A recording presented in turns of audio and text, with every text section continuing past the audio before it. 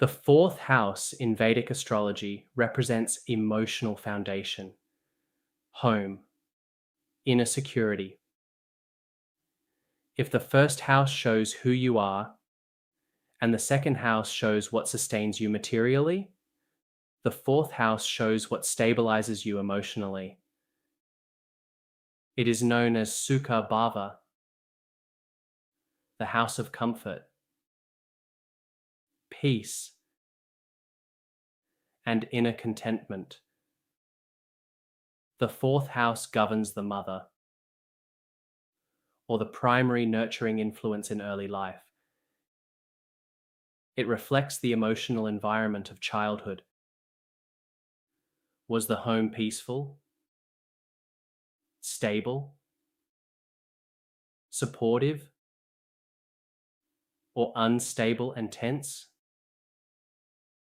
The emotional tone of the fourth house shapes adult security patterns, because how you were comforted becomes how you seek comfort later in life. The fourth house also governs physical home and property, real estate, land ownership, vehicles. This is the house of domestic stability. When strong, it supports long-term residential comfort.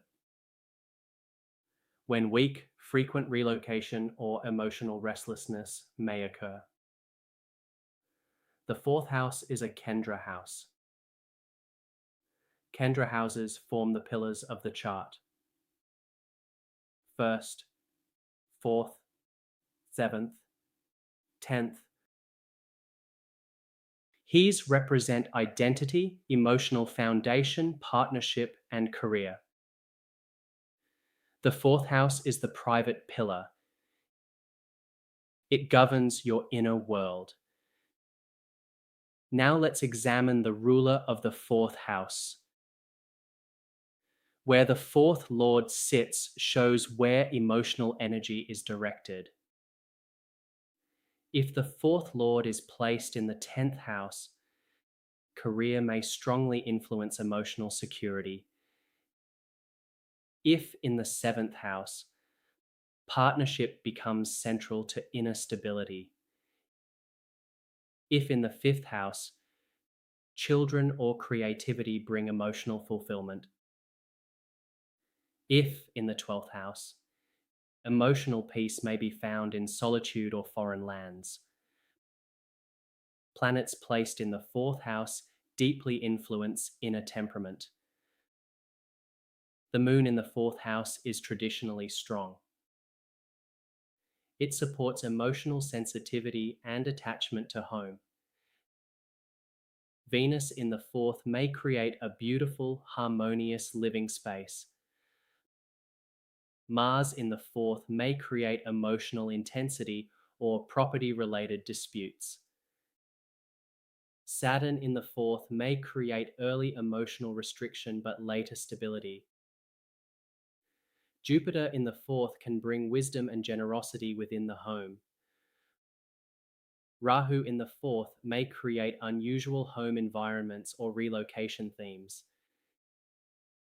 Ketu in the 4th may create detachment from domestic life. Now let's explore key house axes.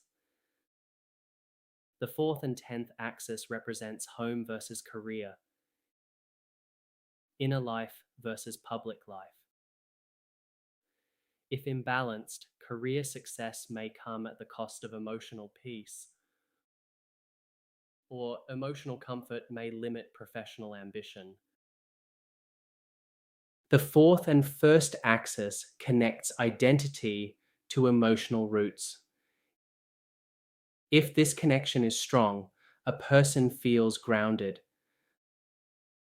The 4th and 7th axis links emotional security to partnership stability. The 4th and 9th axis links emotional comfort to belief systems and faith.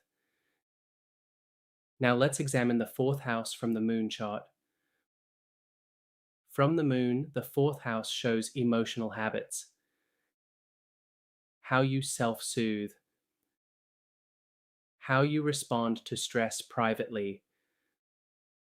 Someone may appear composed externally, but feel emotionally unsettled internally, or appear restless outwardly, but feel deeply calm inside. Both charts must be analyzed. Spiritually, the fourth house represents inner contentment, not outer achievement. True sukha, true comfort, comes from alignment, not possessions. The fourth house teaches that peace is cultivated internally.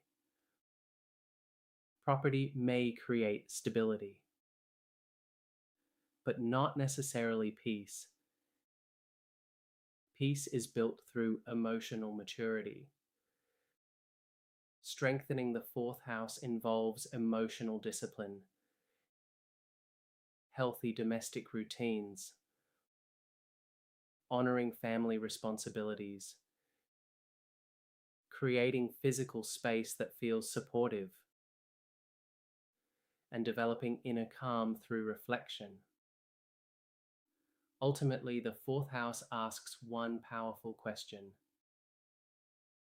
where do you truly feel safe? Because without inner stability, external success feels incomplete. Now that we understand the structure of the fourth house, let's go deeper into its emotional dimension. The fourth house is the seat of the emotional heart. In classical texts, it represents Hridaya, the heart space. This is not romantic love. It is inner calm, the ability to sit quietly without restlessness.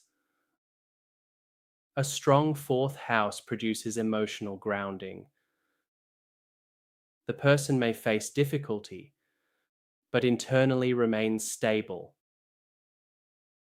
A weak or afflicted fourth house may produce emotional agitation, restlessness without visible cause, constant need to relocate, or difficulty feeling at home anywhere. Now let's examine the mother principle in more depth. The fourth house represents the nurturing force. It may literally represent the mother or the primary caregiver, but psychologically it represents the capacity to nurture oneself. If early nurturing was consistent, self-soothing patterns become healthy. If early nurturing was inconsistent, emotional self-regulation may require conscious development. The condition of the moon and the fourth house together give powerful insight into emotional maturity. Now let's examine education. The fourth house governs foundational education, primary schooling, basic knowledge structures. The fifth house governs intelligence. The ninth governs higher wisdom. But the fourth governs early academic stability. A strong fourth house often supports steady academic beginnings. An afflicted fourth house may indicate interruptions in early education. Now let's go deeper into property and land. The fourth house governs real estate, land ownership, farming, vehicles. This house connects to the ground itself. It represents physical rootedness. When strong, property acquisition becomes smoother. When weak, property matters may involve delays or instability. Now let's examine Rahu in the fourth house. Rahu here can create unconventional home environments, frequent relocation, foreign settlement, or emotional dissatisfaction despite comfort. Ketu in the fourth house may create emotional detachment, minimalistic lifestyle, or difficulty forming deep domestic attachments. But it can also produce spiritual introspection. Now let's discuss the fourth house during planetary dashas. When the dasha of the fourth lord activates, themes of home and emotional life become central. Relocation may occur, property purchase, family matters resurface, or inner healing becomes necessary. If the fourth lord is strong, this period can bring domestic stability. If weak, it may bring lessons about emotional maturity. Spiritually, the fourth house represents inner peace. True sukha is not luxury. It is contentment. The Bhagavad Gita speaks of steadiness of mind amidst pleasure and pain. That steadiness is fourth house maturity. Without inner stability, even success feels incomplete. The fourth house teaches emotional regulation, the ability to remain centered. It is deeply connected to meditation practice because meditation cultivates internal grounding. The highest expression of the fourth house is not material comfort. It is peace that does not depend on environment. Now let's discuss strengthening the fourth house practically. Maintain emotional discipline. Establish consistent home routines. Honor maternal figures. Create physical spaces that feel calming. Spend time in nature. Because the fourth house is connected to land and earth stability. Practice reflective journaling. Limit emotional impulsivity. When the fourth house becomes strong, the mind settles. And when the mind settles, life decisions become clearer. Ultimately, the fourth house asks one profound question. Are you at peace within yourself? Because true stability begins internally. If this video helped you understand your emotional foundation and inner stability more clearly, comment below whether your fourth house feels grounded or unsettled. And if you're continuing this structured journey through Vedic astrology, make sure you're subscribed for next week's episode. Understanding life through the lens of Vedic astrology. Let's now go even deeper into the fourth house from a classical perspective. In Brihat Parashara Hora Shastra, the fourth house is described as the house of happiness, mother, vehicles, property, and inner comfort. But the Sanskrit word sukha carries a deeper meaning. It does not merely mean comfort. It means ease of being. When the fourth house is strong, life feels internally smooth even during difficulty. When weak, even favorable circumstances may feel unstable. Now let's explore emotional memory. The fourth house stores emotional imprints from childhood. How love was expressed. How conflict was handled. How safety was defined. These memories become subconscious patterns in adulthood. If the fourth house is afflicted, unresolved emotional memories may influence relationships. This is why inner healing work is deeply fourth house work. Now let's discuss homeland and patriotism. The fourth house represents attachment to birthplace, cultural roots, national identity. If the fourth house is heavily influenced by foreign indicators like Rahu or the 12th lord, a person may feel emotionally connected to lands far from birthplace. If strong and grounded, there may be deep loyalty to homeland. Now let's examine mental health. The fourth house governs inner mental peace. While the moon governs emotional fluctuation, the fourth house governs emotional stability.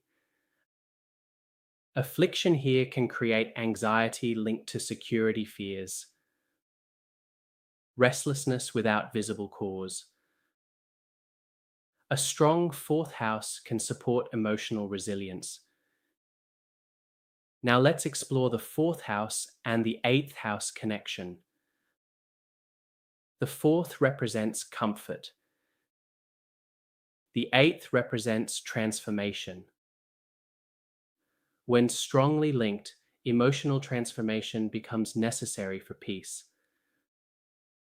The fourth and 12th house connection represents inner withdrawal, meditation, spiritual retreat, or isolation. The fourth and sixth house connection may show emotional stress through daily routines or responsibility toward family. Now let's discuss vehicles and comforts in modern terms. Vehicles represent mobility comfort. Luxury items represent sensory security. But classical astrology reminds us possessions do not guarantee sukha. True comfort is internal. Now let's examine the 4 stages of life through the fourth house.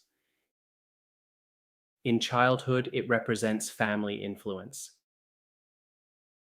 In youth, emotional dependency. In adulthood, home creation. In maturity, inner detachment and peace. The fourth house evolves. Early, it is external. Later, it becomes internal. The highest expression of the fourth house is emotional independence, not emotional isolation, but emotional steadiness. A person with a fully matured fourth house remains calm in success and difficulty alike. This reflects the Gita's teaching of equanimity. Ultimately, the fourth house asks, is your peace dependent on circumstance? Or is it cultivated within?